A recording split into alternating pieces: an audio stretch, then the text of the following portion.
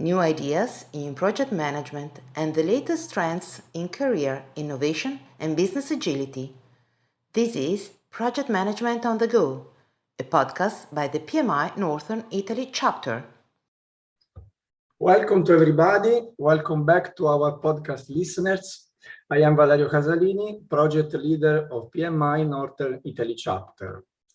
The guest of this episode is the world's leading champions of project management and strategy implementation, Antonio Nieto Rodriguez. Antonio is the creator of concepts such as the hierarchy of purpose and the project manifesto. In addition, he has been awarded the title of Thinker of the Month by the prestigious Thinker 50, who identifies the most influential management thinkers in the world. Maybe someone of our listeners remembers that Antonio has participated to our podcast series some years ago, talking about the project revolution. Anyway, I would like to ask Antonio a personal presentation. Thank you, Valerio. It's a pleasure to be here with you and PMI-Northern Italy and PMI in Italy. I've been there a few times and I have really good memories. And I know you're doing a lot of great stuff. So when you asked me if I wanted to join, of course, yes. I remember when we recorded this previous one. So things have evolved since we last talked. I think we are really what we used to aim in project management in PMI for many years, to be recognized as a strategic competency, to have project management in the top of the agenda of senior leaders. It's just very, very exciting times for us, the profession, to be there. I launched my Harvard Business Review book last year, and it has been incredible how senior leaders are starting to really understand and appreciate and recognize that project management is a skill, not just for the project managers, but the whole organization, including senior leaders. So I think this is great timings for us. The next 5-10 years is going to be the project economy and where we are in the center stage. So a pleasure to be here with you, Valeria, today. Thank you. Well, I would like to start, Antonio, from the disruptive title of this episode. Do you really think that one of the most emblematic roles in the company, the role of Chief Operating Officer, is coming to an end? Well, that's one of the main driver of the article that we're going to talk today. It's that by looking at the evolution of organization and the way work is carried out, there is this trend where operations have been more and more automated, right? And you need less people doing the operations. So to the point that when artificial intelligence and robots, they're being in place, then you don't need people. So that's what led me to think, okay, well, we don't need chief operating officers anymore. So that's kind of the logic, a bit thought provocative, but I don't think it's too far off. Yes, I agree. So just to enter in the concept, let's start from a step back. No? So from a definition, which is the difference between the chief project officer and project management officer? Well, project management officer, unfortunately, is still seen as a support function. It's not like in the driving seat in many cases. It's somebody or an office that is focused mostly on reporting, on progress updates, on risk management, on building competencies, but it's not really driving the success of projects. It's not accountable for driving the success and the benefits of the projects, right? That's expected to be done across. So for me, that is not the chief project officer. For me, the chief project officer, it's an evolution of the PMO, or it's an evolution toward or merge between project management, strategy, implementation. But some of the big differences that I see the chief operating officer bringing revenues and values. So for example, if 50% of the activities in an organization are projects, I expect that the chief project officer brings revenues at least 50% of the revenues of your business. And we're not used to that. We are not used to bringing the revenues. We produce the product, the system, the application, the change, but the revenues are brought by somebody else. So that's the biggest distinction, is that I see somebody as a chief project officer delivering value on the short term, not in 3 years, not in 5 years, it's now. So it's a different profile than what you would think about the PMO. I think the PMOs need to evolve much more into that executive position. Yes, I strongly agree with this definition and also with this vision. Well, the next question, maybe you already answered it partly. The reasons why a projectized organization should have a CPO instead than a COO. Well, I think the operations are still very important, and you don't want to destroy them. And you want to keep them working as efficient and effective as possible. But I think to manage operations nowadays, you need more IT background. For example, in banking today, you have more IT people than bankers, right? So it's a different role. I see it maybe an evolution. You maybe want for the operations the role that we play in PMOs, right? Somebody more supportive to run the operations smoothly, reporting if there's any issues on the operations, and then shifting the focus and the accountability into the project space. So this is a bit how I see it. It's a demotion in the operation space of that role, chief operating officer, to what we've been for 40 years, the PMO role, support function, and we get into that more project officer, chief project officer role, really under pressure and making sure that the organization stays in business.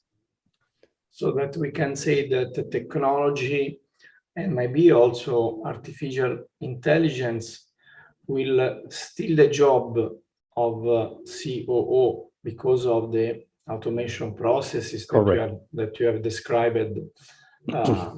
While the project, the responsibility on the project is an accountability on the success, on the result, that still need to be present and even more focused. Exactly. And let's go to see the world, the real world of companies and organizations. Do you know if there are companies that have already introduced the CPO role, so the Chief Project Officer role? And if yes, if you have the evidence of the effectiveness of this change? I have seen a few case studies already where this happens. The name is not really used yet as Chief Project Officer. I know a company in the US was trying to create that executive position in the board, a Chief Project Officer. It's still very early stages, Valeria. What you see, and this has been going for a while, is that Chief Transformation Officers, which are often an executive or a VP who takes that role, which they took the role as a temporary basis. They say, let's do this globalization transformation or digital for 3 years, and then I go back to my executive position. These people have become permanent. And now they're not just doing one transformation, but they have multiple transformations. Their team has expanded. Their focus has grown from just pure transformation to portfolio management.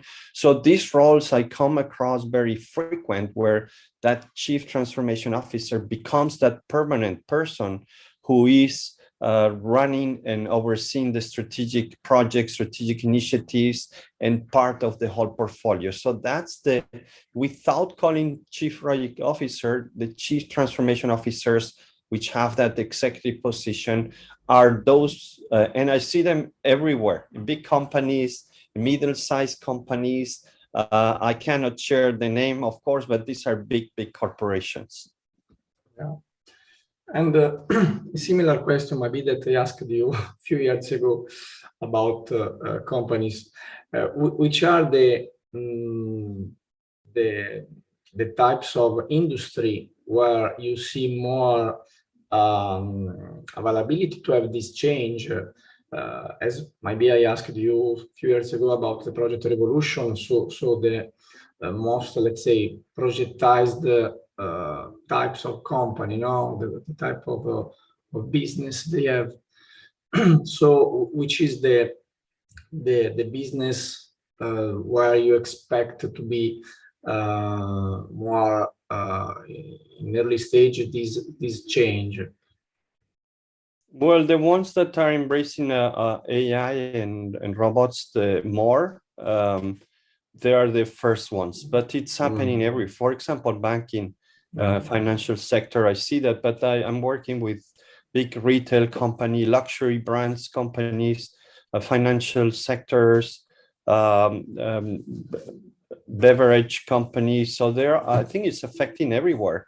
The change is happening fast everywhere. The competition is happening everywhere. So it's not just the automation, but it's the speed of change that also drives this projectification in organizations. So I would say there's no industry where you can have a strategy for more than 5 years. There's no, even public sector, business schools, everywhere, this is happening. So let's talk directly to our listeners. We have several executives between our listeners. How can you convince them to add the CPO role, so the Chief Project Officer, in their C-suite of the organization?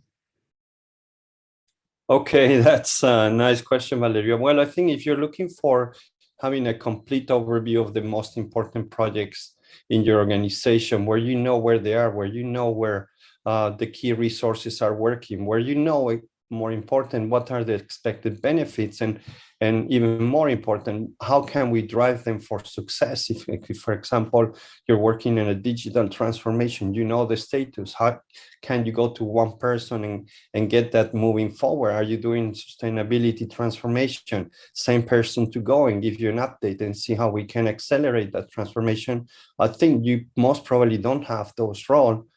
So it's time to change that and build that chief project officer in your organization. It's clearly a really essential role in today's world driven by change and projects. And then another questions again for our listeners' view. We have many project managers that would like to change their role or their job activity, maybe from the activity following a single specific project to this role, to become a CPO of their organization. Which skill do you think are more important for a person who has experience in project management, so who follows projects, manages projects, to become a CPO, to be effective in covering this role? Well, I think we are a bit in advantage than many other professionals, because I think project management skills are essential in this role. But I talk always about broader project management. I include agile, I include change management, product development. So it's a hybrid view of projects and project management. So we do have that.